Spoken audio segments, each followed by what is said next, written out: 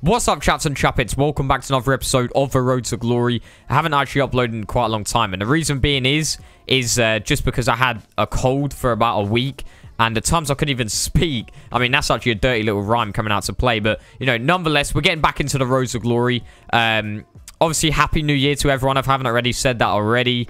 I feel like I need to make a proper video, like, these are my plans for this year type thing, because I haven't really addressed it properly. But, you know, at the end of the day, this is a FIFA video right here. I'm going to try and make some more vlogs, if you've already seen the Paris vlog and everything like that. But yeah, getting into the FIFA side of things, your flexes, I think I'll probably just do like a vlog in a couple of days time. But I'm gonna upload like every single day. I'm trying to get the grind back on schedule, because I was growing nicely. I was doing really well, and I kind of just like, I've lazed off for the past like month, I feel like. So I'm just gonna get the grind fully going. But nonetheless, we finished silver 1 for FUT champs. We didn't finish it. I think we only played about 15 games or 14 games out of a total of 30. So, you know, I haven't actually finished FUT champs in quite a long time.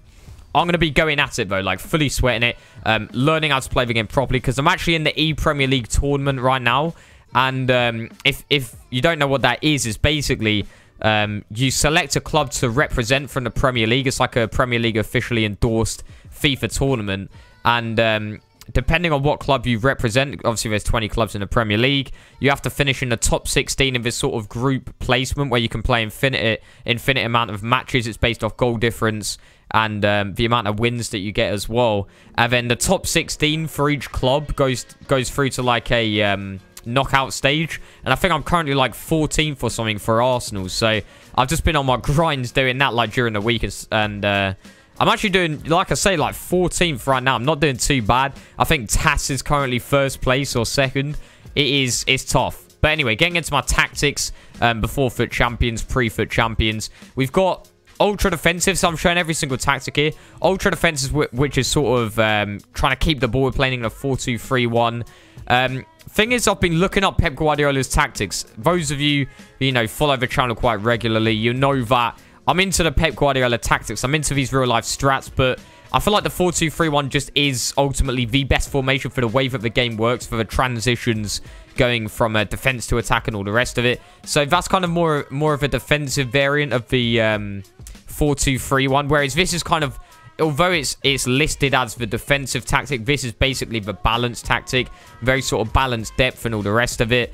Balanced width as well. I mean, this is the main tactic that we're using right now, the 4-2-3-1. We've got getting behind, stay forward on Perisic, the striker, just so that he gets those in behind runs. Stay forward on all 3 center attacking mids, and that's really good for the counter attack, just having them there all the time.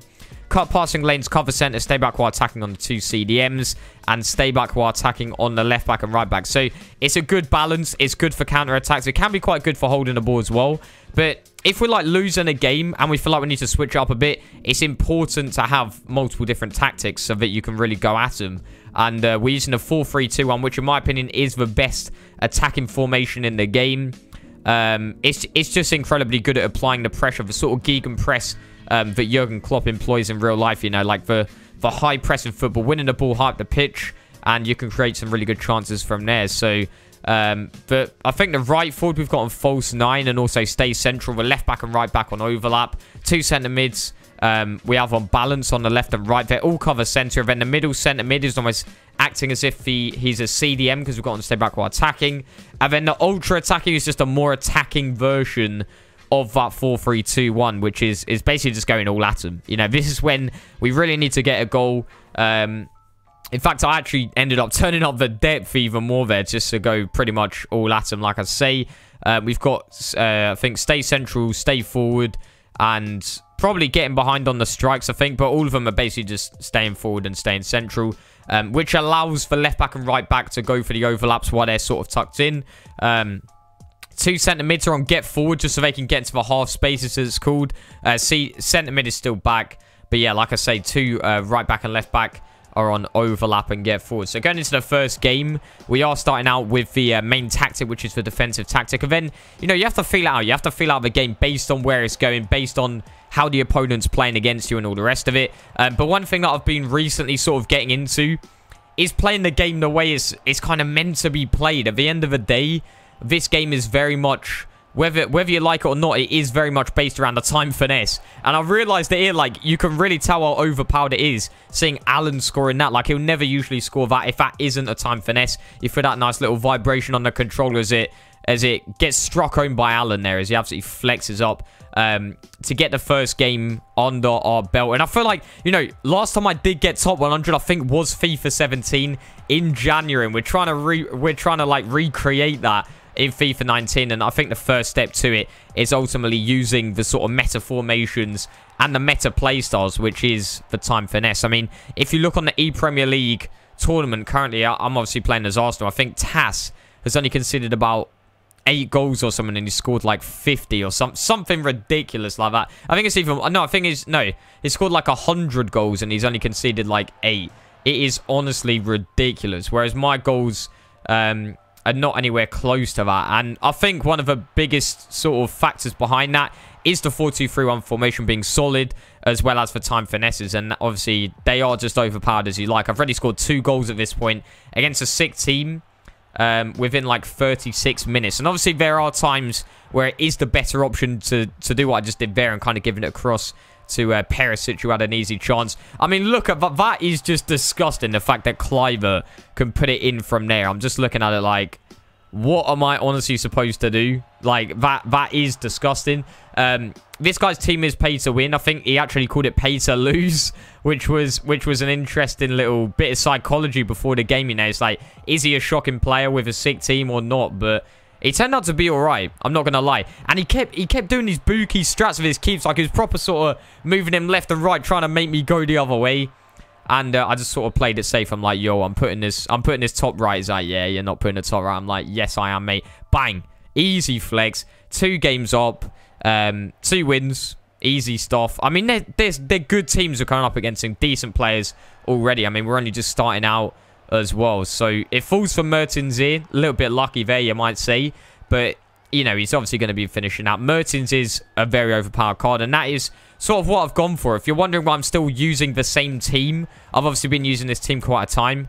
And, I mean, ultimately, the reason being is this team, I think, is one of the most OP teams that you can build for the price. I really do think they are just incredibly overpowered in terms of his stats.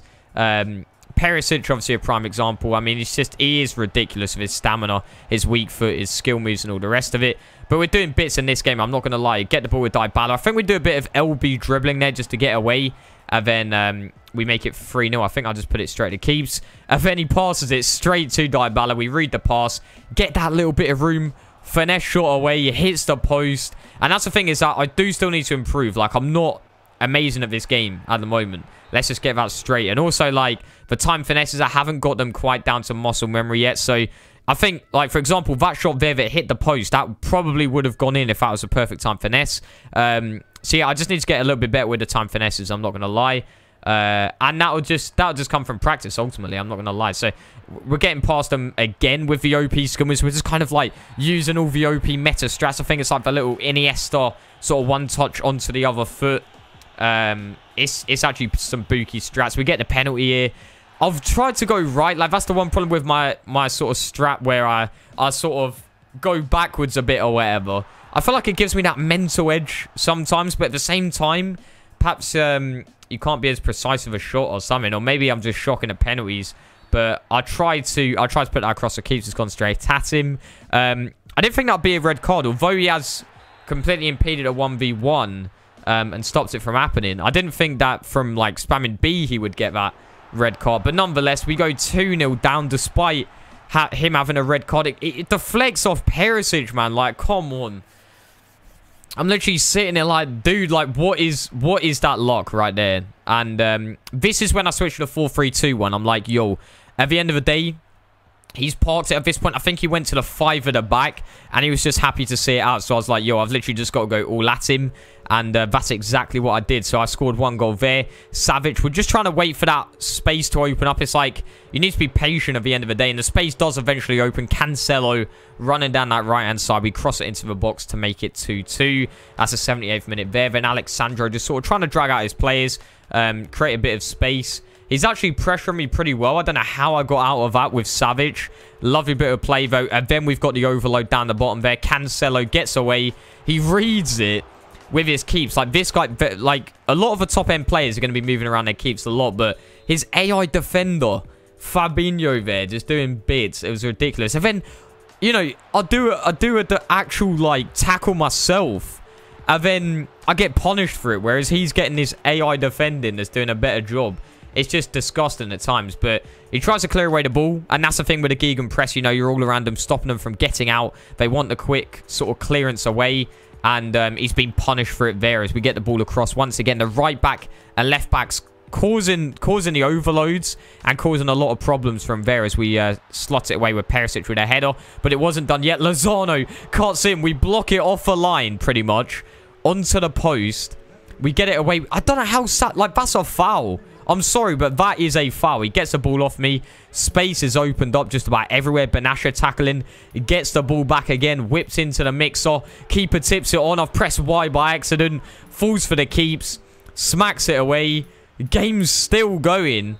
And eventually the whistle is blown. And I honestly don't know how I've gotten away with a 3-2 win there. That is quite something. I had a lot of shots too, but nonetheless, chaps and chappers, we've got 4 out of 4 thus far. I've shown you my tactics. I've shown you my packs. And we're getting back into the road to glory, back into the YouTube grinds. Make sure to subscribe if you want to see more content from myself. And I'll see you chaps and chappets on the next Mbirchy episode. Oof.